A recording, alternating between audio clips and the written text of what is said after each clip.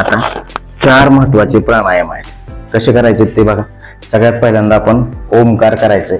ओमकार मध्ये काय करायचंय, दोन्ही हात मुद्रेमध्ये ठेवायचे अशा प्रकारे आणि ओम म्हणायचे. आता ओम म्हणत असताना काय आहे, अ उ आणि म 3 अक्षर आहेत. अ म्हणताना तुमच्या बेंबीवरती ताण आला पाहिजे, उ म्हणताना तुमच्या छातीवरती ताण आला पाहिजे आणि म म्हणताना तुमच्या घशामध्ये गळ्यामध्ये ताण आला पाहिजे. बघा नीट लक्ष द्या. ओम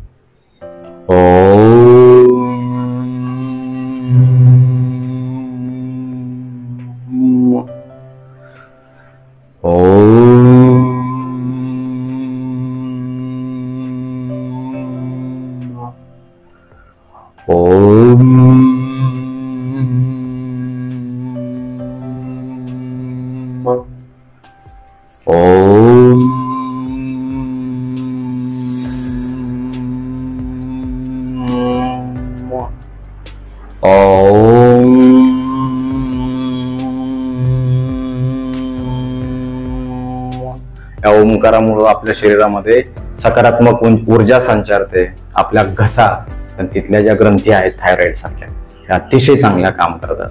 पोटाची शक्ती वाढते, अंगामध्ये एक सकारात्मक ऊर्जा संचारते. त्याच्यानंतर आपल्याला कपालभाती हे अतिशय चांगलं आणि थायरॉइड साठी वरदान असणारं प्राणायाम करायचंय.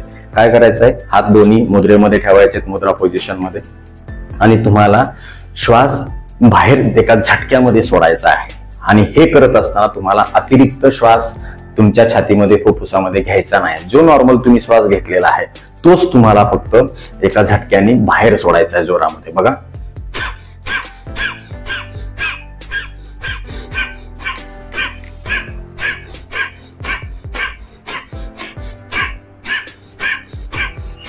खूप चांगला ताण तुमच्या पोटामध्ये, तुमच्या फुफ्फुसामध्ये, तुमच्या शरीरामध्ये जमा झालेली जी घाण आहे ती सगळी या कपालभातीने निघून जाणार आहे. बघा परत एकदा मी करून दाखवतो तुम्हाला.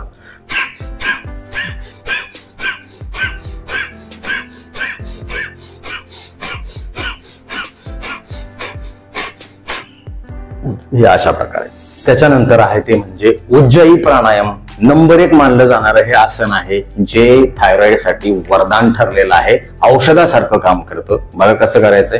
परत मुद्रा पोझिशन मध्येच तुम्हाला बसायचं आहे आणि दीर्घ श्वास घ्यायचा आहे. श्वास घेत असताना मात्र तुमच्या घशामध्ये तिथं आवाज आला पाहिजे. कसा आला पाहिजे तुम्ही नीट लक्ष देऊन पहा आणि कशा पद्धतीनं तो तुम्हाला सोडायचा आहे. श्वास घेतल्यानंतर एक डावी नाकपुडी बंद करून तुम्हाला तो उजव्या नाकपुडीमधून सोडायचा आहे. त्याच्यानंतर उजवी नाकपुडी बंद करून डाव्या नाकपुडीमधून सोडायचा आहे. बघा कशा प्रकारे करायचंय.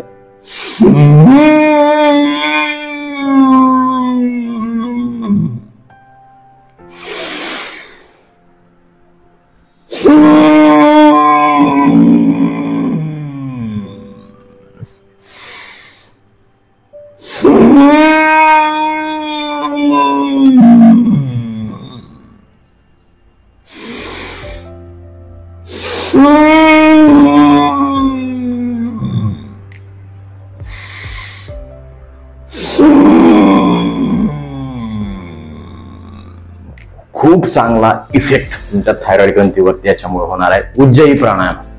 त्याच्यानंतर सिंहासन आहे. त्याच्यामध्ये काय करायचं, तुम्हाला सिंहासारखं तुम्हाला जीभ बाहेर काढायची आणि घशातून गळ्यातून तुम्हाला खरडून आवाज काढायचा आहे. बघा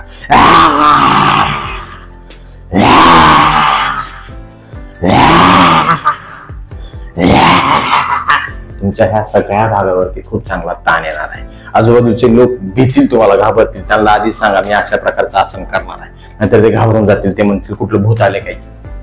पण एकदम चांगलं आसन होणार आहे.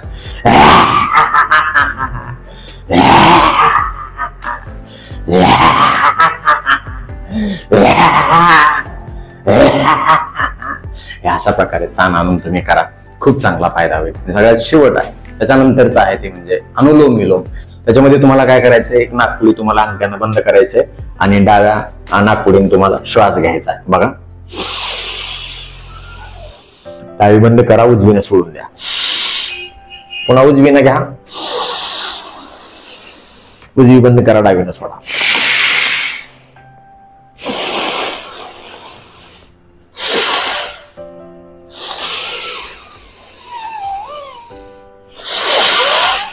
जोरात घ्या, जोरात सोडा. अतिशय चांगला व्यायाम होणार आहे.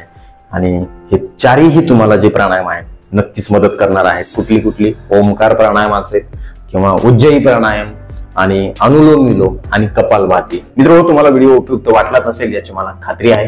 व्हिडिओ आवडला असेल तर कृपया लाईकचं बटन न दाबता पुढे जाऊ नका, कारण आम्ही आवर्जून वेळ काढून फक्त तुमच्यासाठी हा व्हिडिओ बनवत असतो. जेव्हा तुम्ही एक लाईक करता तेव्हा आम्हाला आवर्जून वेळ काढून व्हिडिओ बनवल्याचं समाधान मिळतं. यासोबतच हा व्हिडिओ आपल्या जास्तीत जास्त मित्र नातेवाईकांना शेअर करा, त्यामुळे ते तुम्हाला थँक्यू म्हणतील, मला देखील दुवा देतील, छान छान आशीर्वाद देतील. यासोबतच आमच्या या आरोग्यविषयक कामाला जर तुम्हाला मनापासून मदत करण्याची, सपोर्ट करण्याची इच्छा असेल तर आमच्या चॅनलला आवर्जून जॉईन करा.